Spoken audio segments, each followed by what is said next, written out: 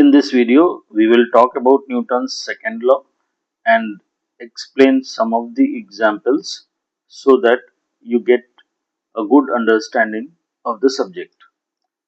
So, Newton's second law of motion says that force acting on the body is equal to the rate of change of momentum. So, it is written here F is equal to dp by dt, or momentum is m into v. So, if I differentiate momentum, I will get m dv by dt. dv by dt is acceleration, so F is equal to ma. So basically, F is equal to ma is the equation that needs to be applied for the Newton's second law of motion. Acceleration and force. You say that I have put arrow on above means force will be acting in the direction of acceleration. Do you remember this? This is the equation. It is very important. So the first example which I will cover is, you can see here there are two masses. One is small m and capital M. They are connected by a string and the force F, external force, is applied. So the whole system is moving with an acceleration A. So the total mass, I have made it as a dot dot dot, means it's a total system which is connected with a string. So total mass is m plus m. External forces, F is applied. So as per the Newton's second law, F is equal to ma. You can see here F is equal to m into A. When we apply this, we get F is equal to m plus m into A, because the total mass of the system is m plus m. The acceleration is A is F upon m plus m. Now if I draw the free body diagram of the smaller mass m, as this you can see here, it is applied, only a tension T is applied onto it. So T is equal to m into A. So T is equal to m into F upon m plus m. So you can get the value of the tension. If I draw the free body diagram of a bigger mass m, so you can say that the net force acting on it is F minus T, which is equal to m capital mass M into F upon m plus m acceleration. So tension will be F minus mf upon m plus m. I am solving using the simple mathematics, so I get the tension mf upon m plus m. You can see that by using both of them, I get the same tension. So I have solved it with both the free body diagrams to give you an understanding. However, when it comes to the competitive exam, if you use this method, you can find it faster and save your time. So Newton's second law. See, this Newton's second law, why I am been emphasizing on Newton's second law is that it it explains your first law and the third law both. Now the first law says that if a body is in rest, it will continue to be in rest, and if it is in motion, it will continue to be in motion unless until compelled by an external force. Okay, so here F is equal to m into A. If A is equal to 0, means either body is at rest or it is in a uniform motion. So in both the cases, what will happen? The force acting on is 0. So if there is no external force, body will be either at rest or it will be in a continue to be in a state state of motion with a constant velocity. That is the Newton's first law. Now we come to the Newton's third law.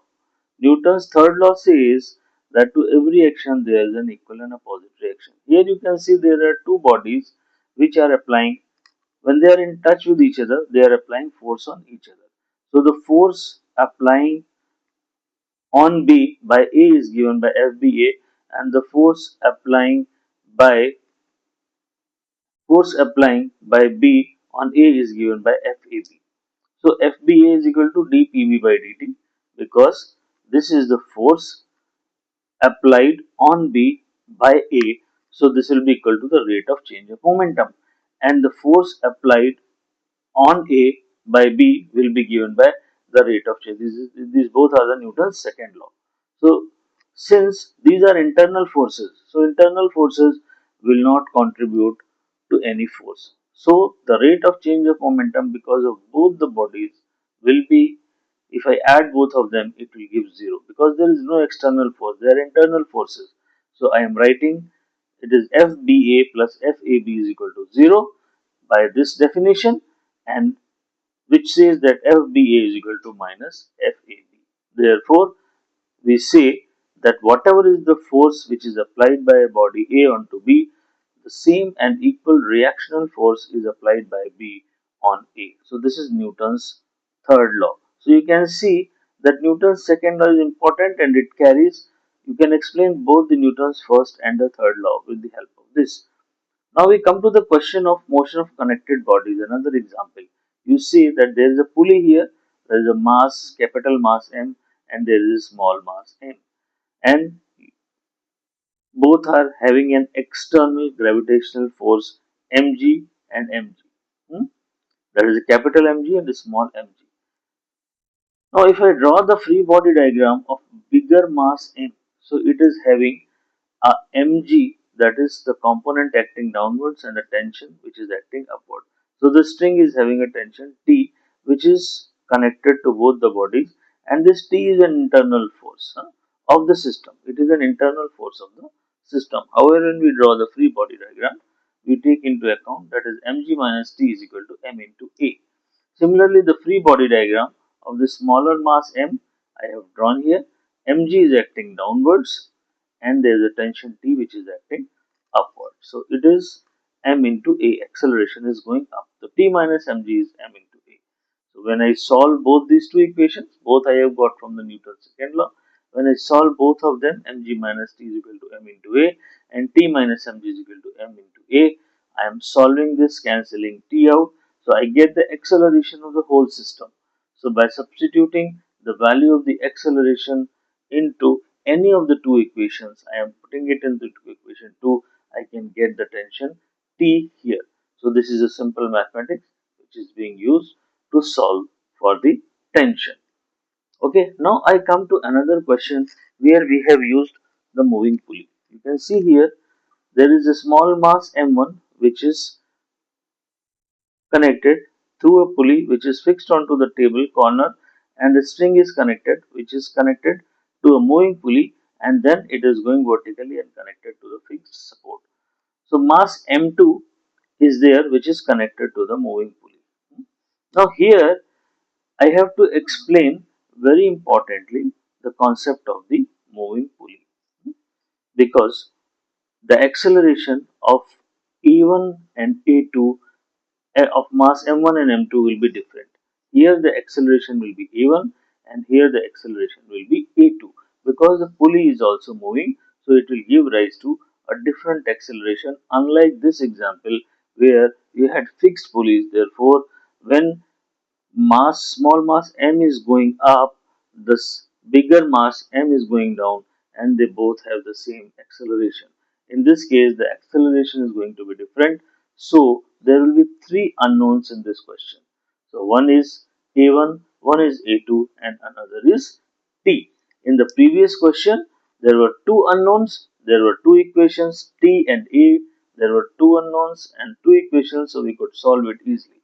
Here in this case, we have to understand the nature of how the pulley moves down when the mass m1 moves in positive x direction. You can see here, if there is an acceleration a1 which is in the positive x direction of mass m1 and it moves through a distance x1.